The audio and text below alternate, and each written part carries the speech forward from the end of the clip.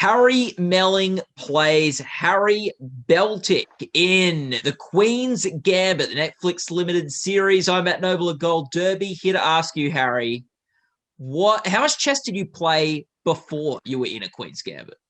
None whatsoever. I knew nothing. I knew, I was a real beginner when it came to anything to do with chess. So I had to study up and quick. But I that's part of the joy of acting, is finding all these different things that you have to learn along the way in order to play certain roles. So that's part of the joy. I get a real thrill from doing all that work. What did you learn? Well, we had this brilliant chess coach called Bruce Pandolfini, and he took us through how everything worked and how the pieces move and so forth. But what was so good about Bruce's work was it was all about the details of how you would move a particular piece. So how your hand would be, whether it's like this as you move it or whether it's a bit flatter, and all these little details helped you build a character. So I remember at one point I was rehearsing with Bruce and I smashed the clock with one of the pieces, like you sometimes see in the series. And Bruce went, "Oh, I'm not sure if that's a very Harry Beltic move." And that was so perfect, because it was a bit too, maybe it was a bit more Benny than Harry, that particular move. But those little details really helped you build a character. Yeah, it's cool. And what did you learn about acting from this performance? What do I learn about acting? I guess every single role you do, you learn a different thing. I think with this one, I was really, what really interested me about Harry Beltic was his honour, his sense of honesty, certainly towards the latter end of the series where he gets to.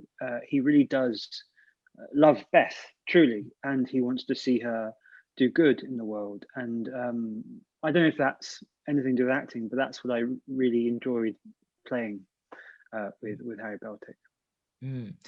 Now, it's the interesting thing with Harry is he starts off as a rival to Beth and then ends up becoming very fond of her and an ally of Beth's. What was it like sort of playing that progression and being on that journey? Well, it was a great journey for him. He starts off, like you said, quite a plucky character, ready to win back his trophy, and like you say, he then sort of this woman walks into his life and makes him reevaluate everything, really, not only his own game of chess, but his own life, what he wants from life. And she just completely, in a very positive way, helps him as well as he helps her. He realizes that it's not all about chess for him. It's not all about winning. It's about doing something for someone else. And I think that's probably his progression as the series goes through. Yeah, I think what was really interesting was she helped, for someone, her who's so focused on chess, she helped Harry discover how much he didn't love chess. Yeah, it's quite, yes. Well, I think he realizes in comparison to Beth, he doesn't have her genius. He's very good and he's very learned. He knows how all the moves, all the history of chess and different plays that happened, which is why it's so useful when he goes over to train Beth. But in terms of that sort of spark, that genius, he knows that he's nothing in comparison to Beth. And so that's what dawns on him. What was the most challenging scene for you to approach? I think the most challenging scene was probably the scene where he says, I know that you've been taking these pills, and he leaves. That was a very, I wouldn't say challenging, but in terms of the story that had to be told in that moment, it was very important that we got a sense that Harry was doing this for Beth, not for himself. He wasn't leaving because he had enough. He was leaving because he knew it was the right thing to do in order to allow her to become who she needs to be. He had done all he could at that point in the story, and so making those story beats clear and it all about the person opposite me in terms of Beth, and making that story clear was probably the most challenging thing. Mm. What was your favorite scene to shoot? My favorite scene, I really enjoyed doing all the chess sequences. It's funny, really, because that was the most daunting, I think, in the lead up to it. Was like, how on earth am I going to do all this chess? But actually, I really enjoyed those moments because you're doing something new, and there was and it was challenging in a kind of exciting way. Mm. Yeah. I think something that was really like interesting for me that didn't really dawn on me to the final episode, and it's partly because I was so focused on Beth and her journey, but in the final episode, it all came together to me of how much an ensemble series it was, and how like important role each of the characters played on that journey of Beth's, and I guess the impact she's had on those characters as well. How do you think Harry impacted Beth?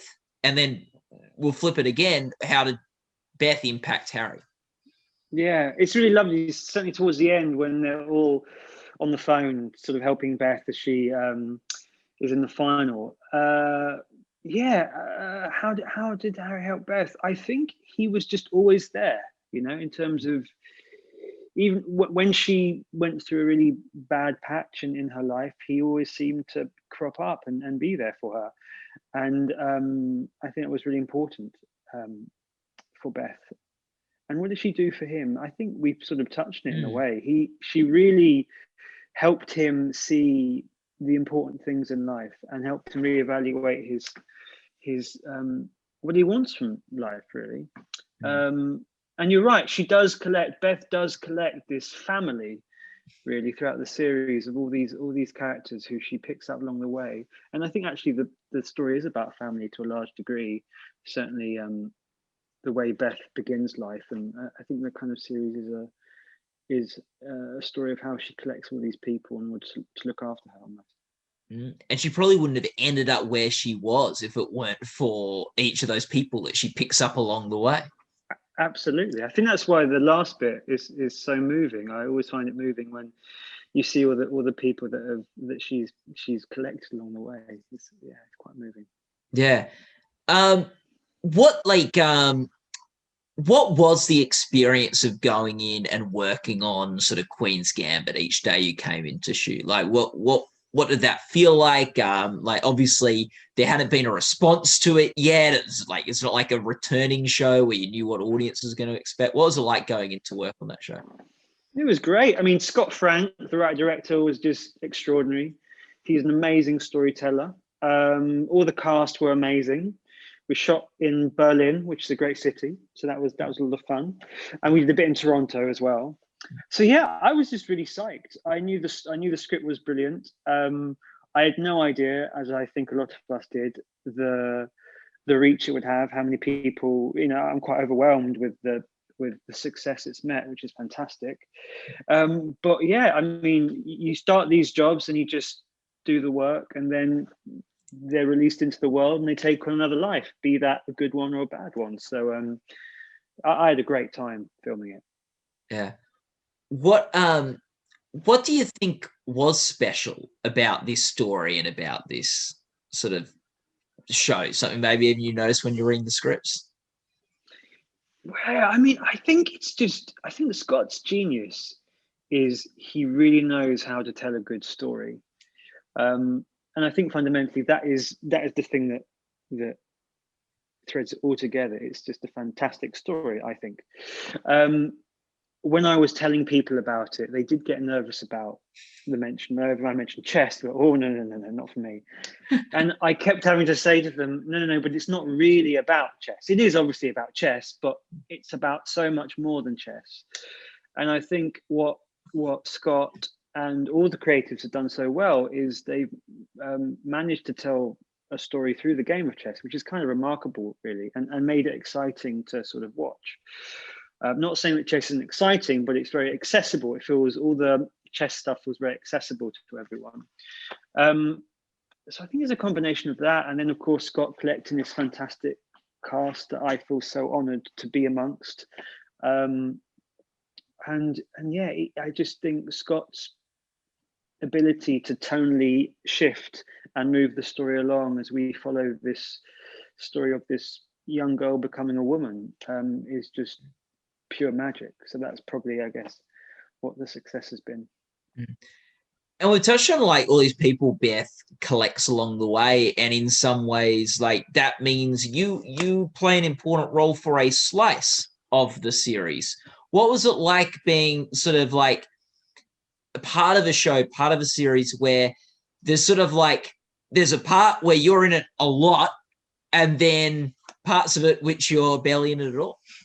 Yeah, I mean, it was kind of funny when we came to do the last scene with everyone, because I've only was really with Beth, you know, it was just me and Anya doing these scenes together. So and in a way that was great, because you kind of lock into your moment, and like you say, your slice, so to speak, of what your job is towards the story and how you help move the story along. But it was actually really lovely coming to the last scene for sorry, not the last scene, but the scene where they're all on the phone trying to help Beth, where all these people are suddenly together, and you go, gosh, wow, this is such a huge story. And I think sometimes when you concentrate on one bit, you're always surprised that there's stuff happening around it, because you're so locked in and focused on your particular story. But it was great, and it was a nice reminder that of the extraordinary journey Beth goes on. Was it something you noticed when like watching the series, because you could see sort of how it all came together, that you sort of maybe missed when you were in the thick of filming it? Yeah, I mean, it's strange, because obviously when you get the script, you read all of them, you don't just read your bit. So it was kind of, I remember watching it going, oh yes, of course, that bit. Do you know what I mean? Because I read it, but after you read it, you know, once or twice through, you don't really revisit the other bits, so to speak. You just concentrate on what you're up to.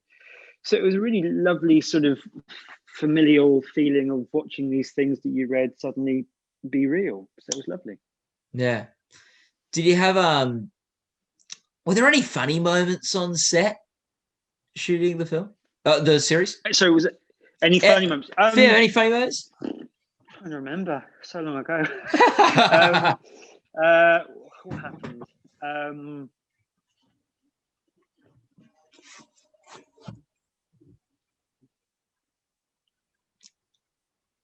Yeah, I mean, a few things that I remember we found on set. Like, I for some reason, there was a moment when we were rehearsing the scene, and I just couldn't work out which way to exit, which I think made it into the Scots. Like, no, that's good. Harry shouldn't know how to leave the room. He should be going this way than that way, and that was something that became organic. But yeah, I mean, to be honest, like, it was a very focused set. You know, we all knew what job we had to do, and so it was about doing it. But working with Anya was a joy. I mean, she's just brilliant. So that was a lot of fun. What's something you learnt from working with her? Oh gosh, learned. I mean, she's brilliant. I don't know if I learned anything. I think it's just I was just kind of in awe of her, her ease and her generosity. You know, she was really there for you when you performed, which is what you really want from another actor. Just, you know, to be together creating this story. And I really felt that with Anya. She was a wonderful person to work with. What's something, I guess, like as an actor, when you're approaching a role like this, that you like what are you trying to find when you're playing a character? I think you're always trying to find the truth of what that person is, and that can be many things. I think when you read a script, you often lock into particular elements or things of interest. And I think with Harry, it was this sense of honor, a simplicity to him as well, certainly towards the end. So all those things were things that really excited me. And so yeah, but that could be different. I mean, every single role presents different challenges, and that's the thing that I really enjoy. At the end of the day, sort of to wrap up, Harry, what do you think is the sort of defining thing about Queen's Gambit? The defining thing? Yeah, like what is it about? What do you think is the driving force behind Queen's Gambit, or the through line? The through line. I think it's a story about this young girl becoming a woman first and foremostly. I think tagged along with that is the idea of the cost of genius. You know, the fact that here is someone with a gift, and and the difficulty with sort of navigating the world when you're sort of very different, in that you can do this incredible thing and see all these moves and understand all these different patterns. So there's a cost to that, in which we obviously see in Beth's story with her drug abuse. So yeah, and again, alongside that is the idea of family. I mean, I've mentioned three things, but you know, the idea that she starts off the film having lost her family, and then throughout the series she kind of collects all these different people and she kind of creates her own family, and I find that very moving. So yeah, those three things I'd say would be the sort of the heartbeat of the series. Yeah, it's a complicated story with rich themes. I think it can be about three things. Yeah. Oh, thank you. Yeah. Thank you. That's good to know. Thanks. Well, Harry, thanks so much for talking with us today about Queens Gambit. It's done really well on the awards circuit so far as a series. Fingers crossed. And hopefully that good luck continues with the Emmy Awards later this year. Yeah, fingers crossed. Yeah, so people watching this interview can go to goldderby.com, where you can make your own awards predictions and join the discussion in the forums and watch other videos with award contenders. But yeah, Harry, thanks so much for talking to us today, and all the best of luck with the Queen's Gambit. Thank you. No worries. Thank you.